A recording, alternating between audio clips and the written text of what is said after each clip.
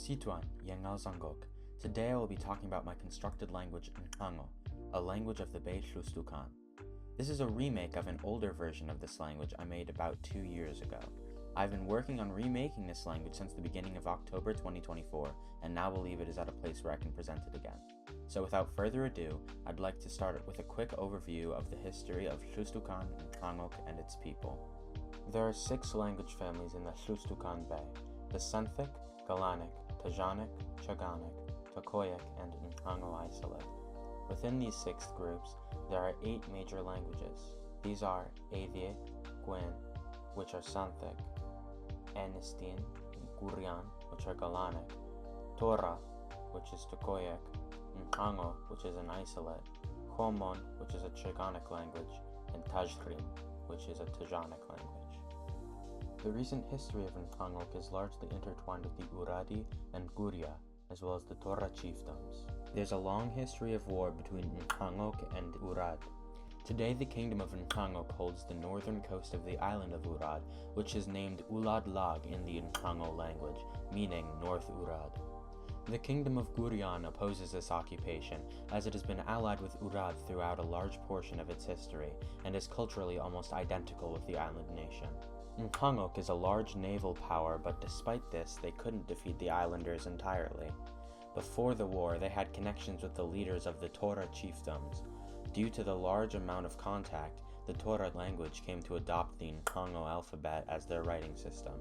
The friendship and trade between the peoples led to the official military alliance between the Nhchango and Tora.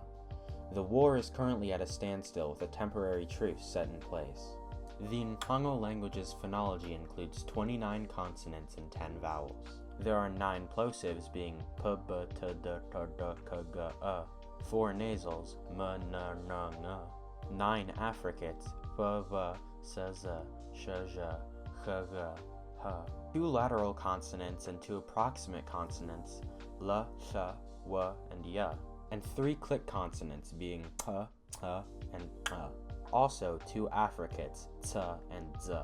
There are 5 base vowels, being a, e, I, o, and u, and 5 soft vowels being a, e, o, and As you can see, and have already heard, the language includes 3 click consonants, p, h, and h.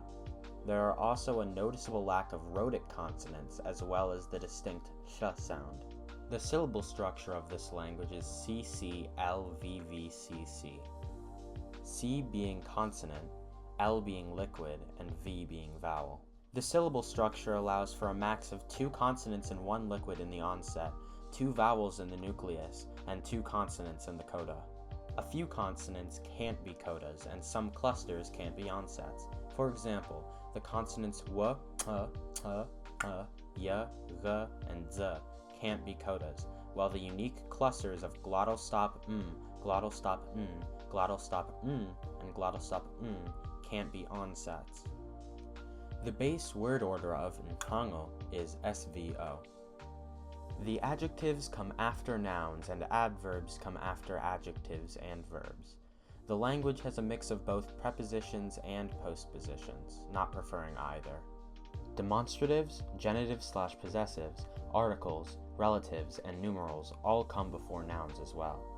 Verbs also come before interrogatives, while negation and auxiliary verbs come before them. Personal pronouns are dzim, dzimwa, dzimkon, koe, koekwa, phai, phaikwa, kon, konwa, pan, panwa. While the demonstrative pronouns are sep, sepwa, soe, and sagwa. There are also some other pronouns being the reflexive, reciprocal, indefinite, and interrogative pronouns. The nouns can be declined into 2 grammatical numbers, singular and plural.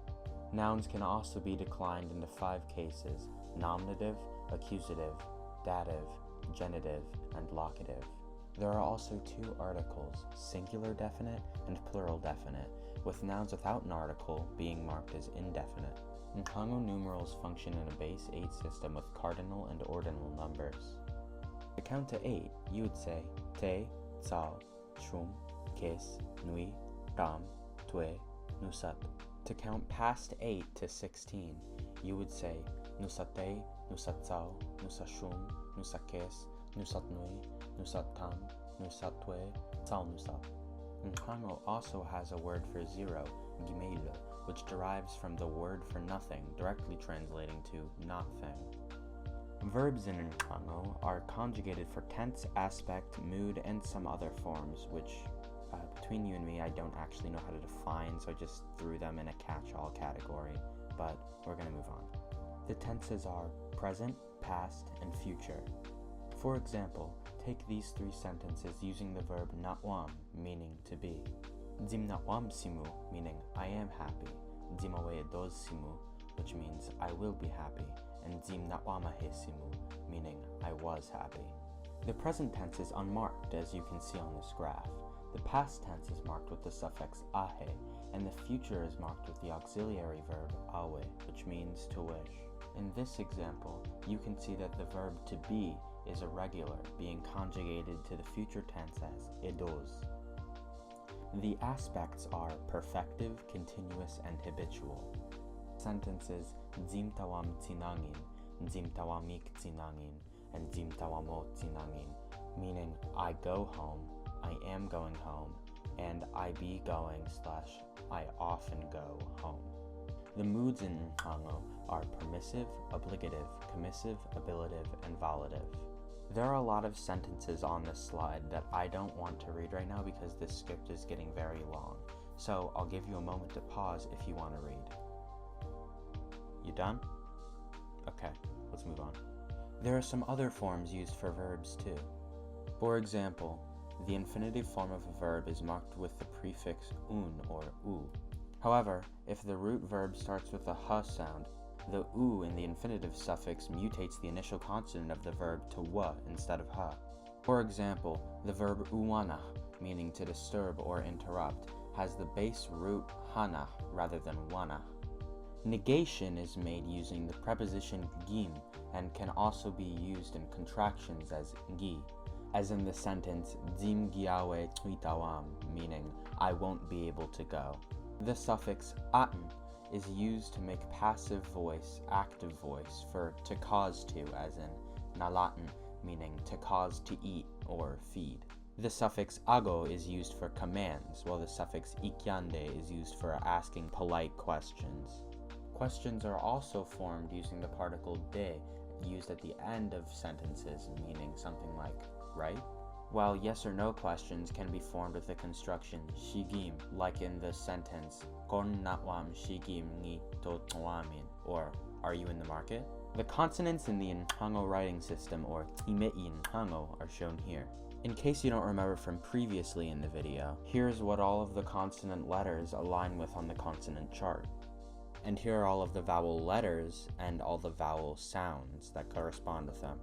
You may realize that there are only 5 unique letters in the Nhchango alphabet for vowels. There's also an accent mark or diacritic called the esanuda used to soften vowels, which conveniently, when spelled, has an esanuda in the name. The alphabet is arranged in syllable blocks with a maximum of 5 bars per syllable block due to Nhchango's syllable structure. I've created a sample text which I've written for the purposes of this video to display Nhchango grammar, phonology, and writing.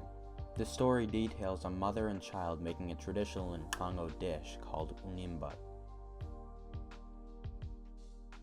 Sen, unimbat natwam aduadin kigiano tealu, yang pan natwam kadzishuk.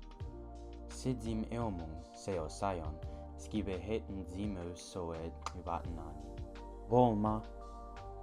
Ni kashos pai natwamaten soe ubatananu teiku natwam ni nesaduadin. Hon. Ko esquive ni quas wat winquade. Dzimgi skive. Atsi. Wo dzimkon ni newago pai winqua. SeDzim lenek ngal bésak. If you'd like to watch any of my other videos, you can click the videos on the side to watch my CCC2 showcase, or Grangan language. Or you can watch the video selected by the YouTube algorithm for you. Thank you so much and subscribe for future conlanging and world building showcases. Masaji Kyande Sisianu.